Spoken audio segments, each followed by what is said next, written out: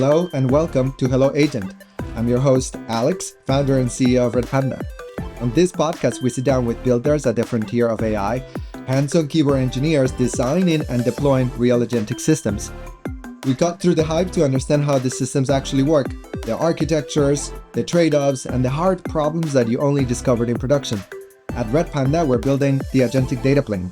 We unlock private data for the Global 2000 with connectivity, context, and governance agents need to operate safely at scale. Learn more about it at redpanda.com. All right, let's get into it. Welcome, Nico. I am super excited to have you to our inaugural Hello Agent podcast. This couldn't be one of the best ways for me to kick off the Hello Agent podcast. So the whole point of this is to really dive super deep on all of the technical mechanics of how agents are built. Decided to start a cybersecurity company at 14 on working on compression. I don't know if I was like, I don't even remember what I was doing when I was 14, but it was definitely not starting a cybersecurity company. So tell us a little bit more about that. How did you get started building companies? Well, firstly, Alex, thanks for having me. I'm always happy to catch up with you and also honored to be your first guest on Hello Agent. Super excited about it. And thanks for the intro in the background. Yeah, I mean, needless to say, at 14, I was definitely not the most popular kid if I was working on cybersecurity and data compression. Um, but a through line through my relatively short career so far has been the fact that I uh, never did super well in really rigid environments, typically school, and always loved to chase after really hard technical problems in the hopes to be able to apply them in the real world. So, like a real engineer, I'm sure you can relate to a lot of that with the work that you're doing at Red Panda. And that kind of drive and excitement around these, solving real problems, and especially ones that require, going off the beaten path and trying to find new innovative solutions that may be dead ends and oftentimes are. Gosh, I want to dive in. Tell us, maybe give me the elevator pitch of the problems that you're working on now. So the first part of the company was like surge and compression, and maybe, there was like less money to be made there. Cyborg is new. You have a new take. What are you working on these days? I mean, the kinds of problems that you're tackling are super ambitious. Yeah, thank you. We had a big pivot in 2019, which pivot is almost an understatement because it's basically a brand new company with a few of the previous investors having followed on to this new iteration under the same name Cyborg. I obviously have an affinity to the DC comic character, but we shifted over to work on encrypted search, encrypted vector search in late 2019. Again, coming at it from a very interesting technical problem to solve with a lot of downstream applications. And what we're focused on today and have been for the past several years with this in this specific area of technologies is how do we secure proprietary data in the real world, right? And more specifically in the age of AI, how do we ensure that AI knowledge and memory is kept secure as it is kind of the most important part of your proprietary enterprise AI stack? It's not about the models. It's not about your ETL pipelines. Those things are absolutely important, but that's not where each enterprise has a moat. Their moat is what their proprietary data is and how they're able to secure it while still being able to use it. And the fundamental paradigm at the heart of all of that is search or vector search, typically in the case of AI applications. And the current way that it's done is kind of creating, a lot of downstream security risks that we're starting to see manifest in the real world. And that, we're sounding the alarm bells, not just as a self-serving manner, but also just knowing this is going to be the source of a lot of breaches. Because again, the most valuable part of your stack is your data. And if your data is sitting in an insecure state, like it is with a lot of vector databases today, it's a disaster waiting to happen. So that's the problem space that we're operating in. Well, let me unpack that a little bit because there was a lot there. And so there's a bunch of pieces. First of all, there's sort of the assumption that is saying what makes your bank different from this bank is the data, right? In many ways, like you can get a checking product from bank A to bank B, but what makes your business is special is effectively your private data. So it's sort of like the first assumption, and we'll kind of dig into that. The second space is like, search. And I think the current focus, as far as I know, is the vector embeddings in particular. But search, there's a lot of richness, and we'll dig into that because I think there's companies that are saying that, maybe vectors are like a relatively small part for future agents, and agents are going to use more like free text search in the future. So we'll dig into that. Mm. And then this morning I was reading the paper, I think and the implementation from Hugging Face on Vec to text, which completely blew my mind. So I was looking at your demo this morning. I think you had a YouTube, and we'll Hmm. link it to the Yeah. show notes for those that are interested. But it blew my mind, like this whole mechanics of, like, hey, how do you take these vector embeddings? And then we'll go back and talk about the math in a second. But how do you take what feels like a hash to the programmer, right? Because you take this large amount of text and then you produce a set of numbers. How do you go from those numbers back to the original text? Maybe let's give for the programmers that are listening in, like intuition for the problem space that we're going to talk about. Like the problem space, as far as I understand it, is you have text that gets converted into vectors, numbers, and then there's this attack that can then take those numbers back into potentially the original text. Maybe you can walk us through like, the whole mechanics at a high level. Yeah, totally. That's exactly right. That's a fundamental part of the problem that we're addressing. So vector embeddings are kind of the lingua franca of LLMs and transformer models today, right? They are typically used by programmers in the AI world to be able to do semantic search, similarity search across data of various modalities. So you take, text, images, audio, or sometimes a mix of multiple modalities, feed it through an embedding model, and then you get these, high dimensionality vectors. So it's a sequence of multiple numbers, 768 of them, 1536, etc. And this is to a programmer, it feels like a hash, right? It's not human intelligible. It's a bunch of numbers. It feels like it's not that sensitive. But you are leaking, they contain a huge amount of information. They're not hashes. They are actually, dense representations or encodings of the meaning of the data, right? So conceptually, you take the vector embedding for, the word mom, and then the vector embedding for the word man, and then you subtract both of those mathematically, and then the two vectors, and you're going to get a vector embedding that is very similar to the vector embedding for the word dad, right? So you're able to encapsulate meaning that way.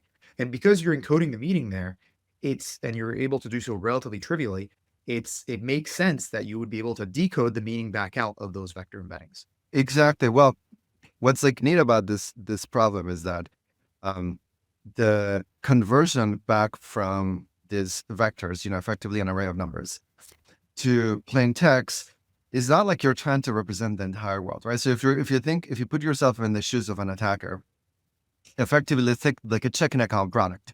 What you're trying to guess is social security number, a first name, and then typically like, wide scale attacks are useful, but there's like a subset of targeted information, right? Like if you think of like, I don't know, Bank of America or any bank, like the top, I don't know, 1,000 customers probably represent 80% of the transactions. I'm obviously making up that number, but my point is like, it's not Mhm. like all data is represented equal. And so like you're able to harvest socially. If I were an attacker, you would be able to harvest socially, like, hey, this is sort of like the people that I'm trying to get.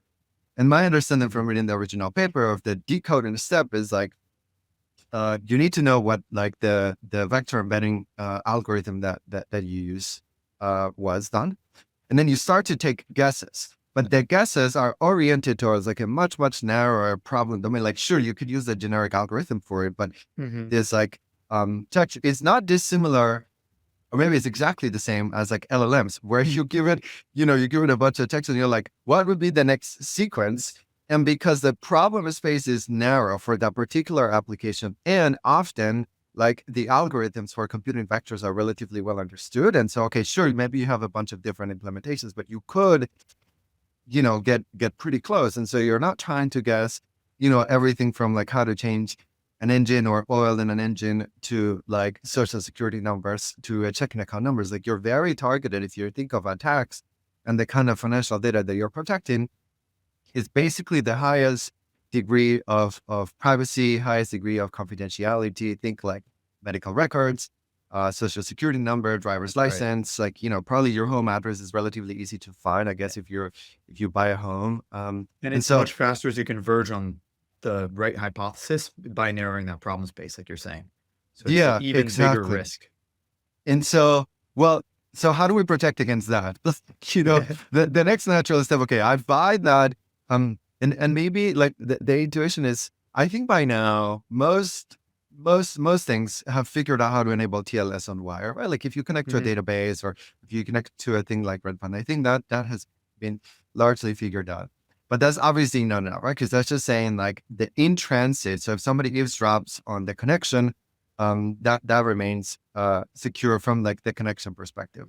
But the attack vector is so much larger. So how do we go about protecting the data? Like, what's like the intuition? What algorithms can people protect? Like, how do we go about architecting an agentic application that still protects your data? Yeah, 100%. I mean, from first principles, like you said, over the wire, that's pretty trivial. The first principle is that you should treat vector embeddings with the same level of sensitivity as the original data, right? So if you're dealing with social security numbers or medical records, you wouldn't just store them in plain text, right? You probably wouldn't be just decrypting them willy-nilly if there's a search coming in without proper authentication and authorization on top of it. So it's the same thing with vector embeddings. The challenge there is that just about every vector database out there operates on vector embeddings in plain text. They may have encryption at rest. Typically, they just delegate that to the disk level. So it means that if you have same, access to the machine, memory map files, etc., you can dump out the embeddings. But more generally, none of them have any type of encryption in use where they're able to do the similarity search on a subset of the data or directly over the ciphertext in order to be able to significantly reduce the exposure window. So that's the first very important part is how do you ensure that the data is kept encrypted at all times and minimize that plain text exposure window to only authorize authenticated scopes and eliminate side channel attacks. Furthermore, while you might have encryption over the wire, a lot of these vector databases, just use API key, a single API key to be able to essentially secure the entire database, right? Yeah. So Milvus a month ago, Milvus is one of the most popular open source vector databases out there, had a 9.3 out of 10 criticality vulnerability that basically meant that anybody with access to the same network, not even the same machine, same network as the Milvus vector database, could completely bypass authentication and access all the embeddings within the database. So that's a huge risk, and this is not just about this attack vector, but it's about the fact that if you don't have robust protections around the data itself, around those vector embeddings, and really the way to do that is cryptographically. That's the only foolproof way, so to speak. You are, always going to be just one leaked API key, one CVE, one misconfig away from having all of your proprietary data just exposed. Well, just to like, just to unpack here, because I want to dig into the storage details. Like, there's a few people, I think there's like a couple of jokes with programmers, like you either write an editor or a database or a compiler, and maybe all three if you're lucky in your lifetime. And so I want to dig into the storage detail, into how you're doing this, into like the architecture. Maybe there's like architectural patterns that actually solve a lot of categories, which, hopefully we'll dig into that with the cryptographic primitives. But just to highlight a note on the authentication and authorization piece, is actually worse than what you say with API keys. And the reason is, like HR systems are typically not super advanced, even though they literally hold like the most sensitive data. How much money you Mhm. make, what is your equity grant, and so on. A lot of them, we're trying to integrate some agents for onboarding and offboarding, like basically automatic provisioning, like what's your, whatever security setup and so on. And what we found is that the API token was actually root. And so it's not just like, hey, this API token can be scoped down. There's like systems that lack the granularity that says, I want read only for, let's say, engineering, or I want read only for sales, or I want read only for my support staff. Like, it's actually all or nothing. And so this API keys, I think one of the struggles and what you're seeing, I think in especially in agentic apps, as we try to partner with some of the world's largest companies here, is that authorization and authentication is still largely unsolved. And my thesis is because obviously this task-based authentication is a new thing that came in the age of agents. And most systems, by definition, were built before the era of agents. And so this idea of ultra-fine grained permissions needs to be programmatically defined. And most systems where with this API token base are still like massive. I mean, there's just like, it's almost hard to articulate this to people when they're like, oh, I have these agents, which are like, chaotic by nature, have like root access to potentially offboard, your entire system. And so like, we had like had to build our It's own AI horrifying. gateway. Yeah. Because you're like, there's no way that I want to allow this whole thing, just like API access, the classical API access, maybe the ones that I grew up programming against, it's just too wide. And then the click hubs is so tedious that as a programmer, you're like, gosh, do I care about maybe privacy and security, or do I care about functionality? And almost everyone like errs on the side of just trying to get something working. And the problem is that ends up making it into production, and then you have outages. But I just wanted to make like a quick commercial on that, which is like, it's much worse than just saying API access. I wish it was just that it's like the token is a root token as opposed to like highly scoped token for a lot of systems.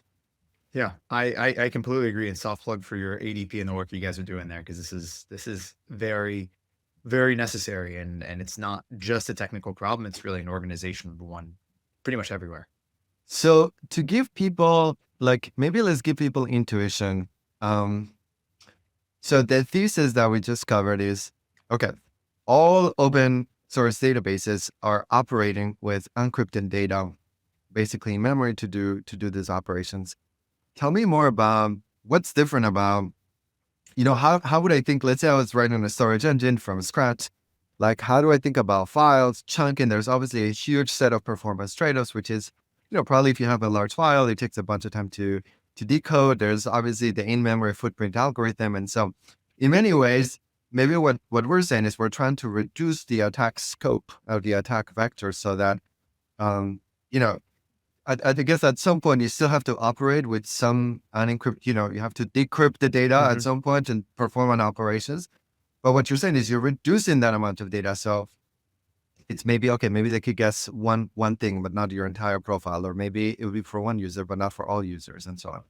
Yeah, exactly. So, maybe, I can't speak for all systems, so maybe it would be helpful if I walk you through how we've gone about designing it. And there's a lot of lessons there that probably are applicable everywhere. Like you mentioned, it's really about minimizing the plain text exposure window. And today in the world of AI, and especially in the world of agentic AI, the concept of the perimeter is gone, right? It's your data is no longer within your perimeter, and agents are operating inside your perimeter, directly on the data. They are, they're creating a huge insider risk that never existed before. And so you have no choice but to adopt the concept of zero trust, not just because you like the philosophy, but because there is no other option for security today. And, downstream implications like, principle of least privilege. And so for us, one of the big principles is how do you, mix least privilege with minimizing the amount of time and the amount of opportunities in which vector data and the original data that's used for the application is in plain text, aka is decrypted, right? And so you need to have the baseline that the data is encrypted at all times, right? So the vector embeddings, the IDs, the contents, the metadata, etc. And then you then immediately face the problem of functionality and performance. And as we know, when security is pitted against either of those, security always loses out. So the concept of the idea of, okay, let's keep it all encrypted and decrypt the entire index when it's time to search, put that into memory, search, and then re-encrypt it, is already a non-starter for performance, because you're talking about decrypted potentially, hundreds of gigabytes or terabytes of data at query time, or you're talking about keeping it decrypted in memory, which then you still are vulnerable to the same type of attack vectors that we've mentioned before. So you need to figure out a way to be able to offload as much of the compute from this plain text state, from this decrypted state, to the encrypted state. How do you partition your data? How do you organize it in such a way that it can remain secure, it can remain encrypted, and you're able to minimize the amount of data you need to pull and decrypt?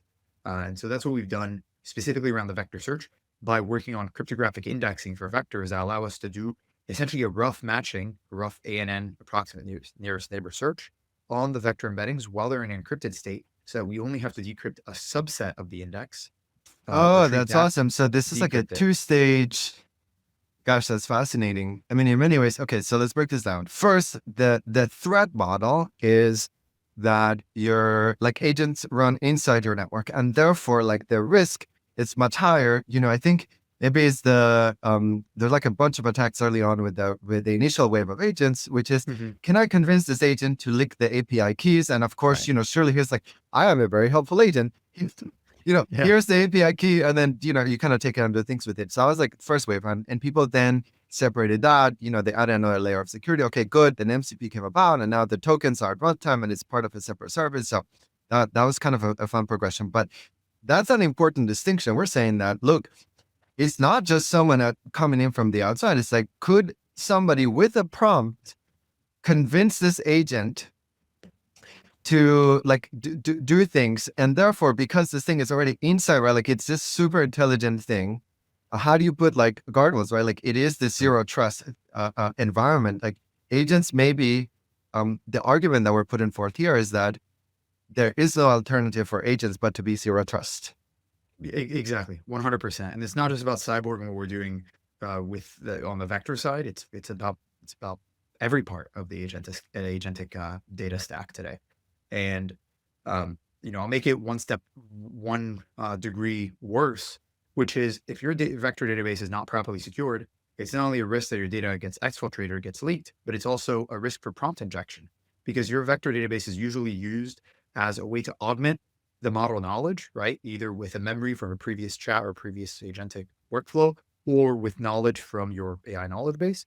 And so if the vector database is not properly secured and somebody can put a malicious, prompt inside of it, and then that prompt is then retrieved at runtime and injected into the context window of the model. Now you can jailbreak the model. You can have the agent deviate from intended behavior, have unintended consequences.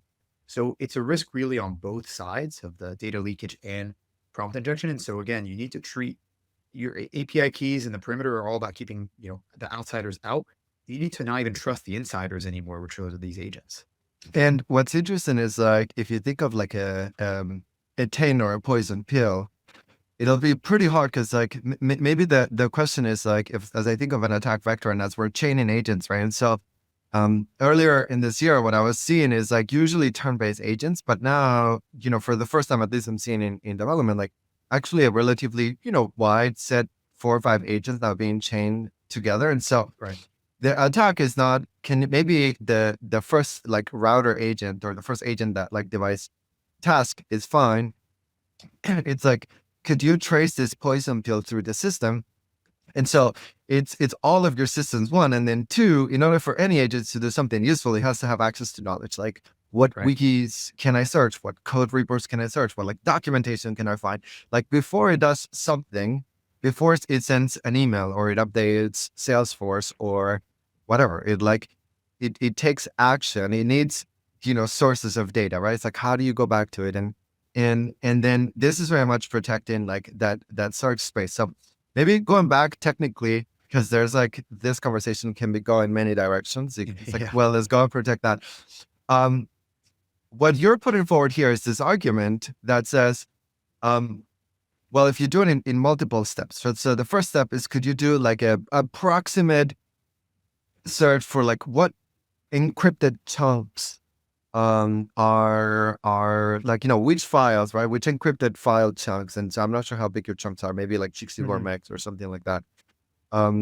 And then you go and you decrypt a very, very small subset of your data. So you're not doing this like all or nothing terabyte decryption of the database, which would be too slow. You're like, segregating this into sub files, and then you do like limiting the plain text exposure window to just a couple of files. That's exactly right, and there's two really big benefits from this kind of approach, whether it be with vector or with really any type of data.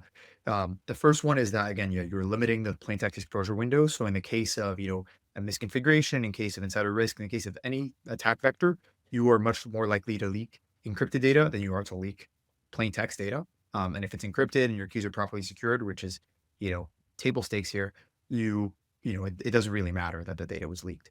The second benefit is that then you're able to apply very granular cryptographic access control, right? Such that if you have, an agentic data plane on top of it that's able to, handle the authentication and authorization scopes, right? And you have this fine grained authentication scope and authorization scope, sorry, then you have a cryptographic backbone with which you're able to enforce it. It's not just about logging. It's not just about, hopes and prayers that, somebody who's not authorized cannot access it. It's having this mathematical guarantee that if you do not have the proper access control, the key is not delegated to you, and therefore this piece of data cannot be decrypted and can't be accessed. And so that secures you from misconfiguration, that secures you from this type of insider risk. It's really the most granular way to enforce that kind of zero trust, least principle, least access, least privilege, et cetera. And that's at the heart of everything that we're doing. And I think it's again not about vector data specifically. It's everywhere. And if you think about like when people, there's basically an entire new wave of regulation coming about for dealing with I guess with AI in general. There's this problem that I would imagine of vector databases that don't like have a similar approach to yours, which is like, how do you forget data? Like, you know what I mean? Like, in order to forget data, you have to have access to the original data to then like go and figure out how to write it. But it's just like, I don't know how to go about. I mean, maybe it's unintuitive to me because I haven't worked in the space, but like in an encrypted fashion, you can put forward like an argument that says like, okay, assume per tenant key, right? Some sort of key, and then you can like attach it to an Amazon key management service or Google, there's like KMS, which, for Right. those listening in, a KMS is a system that it stores like a master key and then it rotates a bunch of the right keys. And it does it well enough. It's like too deep of a rat hole of a system to go over in a couple of minutes. But so let's say that per tenant, right? And so maybe Alex has his own key, and then Nico has his own like key in the KMS, and you're rotating this. Then the simplest way to forget data in a vector database, the simplest way to delete data is to simply trash the key and all derived keys, and then and the derived key of the combination. But for the purposes of this conversation, like the keys that touch the data, and then you don't have to do anything because like, a file is just like a few cents on some sort of tiered storage buckets. It's just very cost effective. Whereas computationally speaking, I wouldn't know how to go back and delete the original vectors. And I guess because even if you're using then deduplication, then you may touch other people's vectors. I don't know. I would like, what's like the argument? How do we help the world? Is this the only way to do this, like per tenant key, or how to give people more privacy, more security here?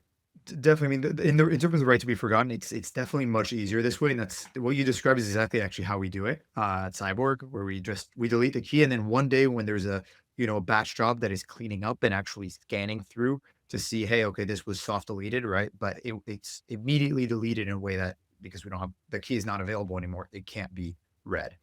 Um, and then in terms of how what this means for privacy, it's not just about the right to be forgotten and deletion. That's a very important component, but it's about how do you assert sovereignty over your own data wherever it may be.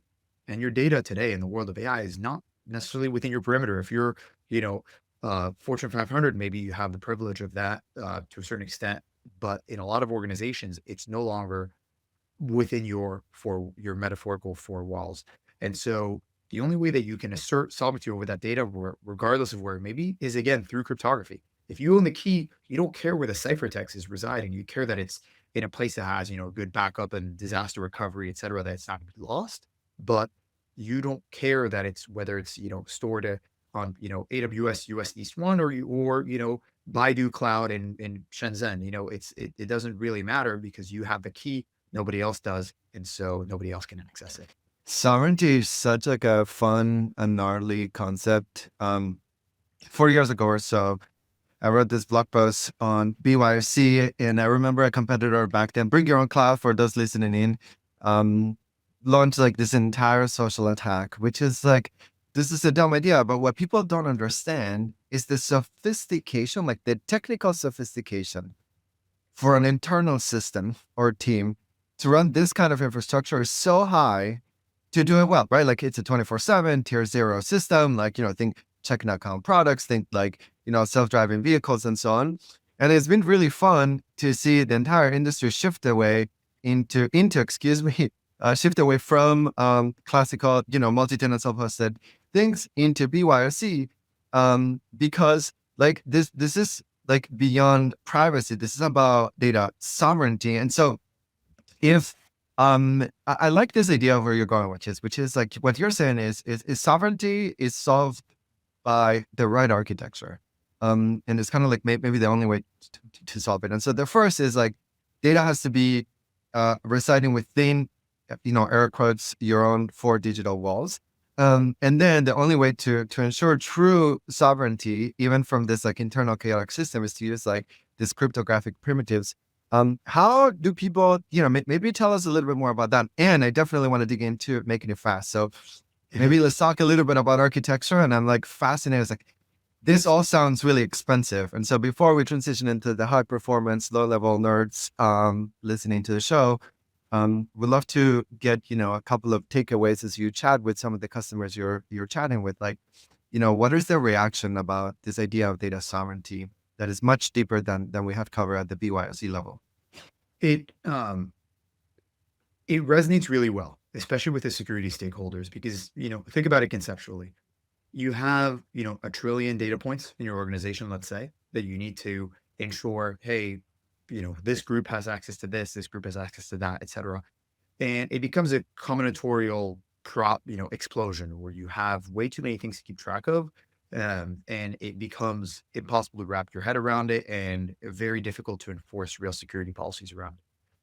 If instead of having a trillion data points to map to, if you have only a subset of, encryption domains, of encryption keys that you have to control who has access to these keys, and then these keys are then used to be able to encrypt those trillion data points in various ways and configurations, it becomes a much easier thing to map to. Now you're not needing to go check on the trillion data points. You just need to check on the keys.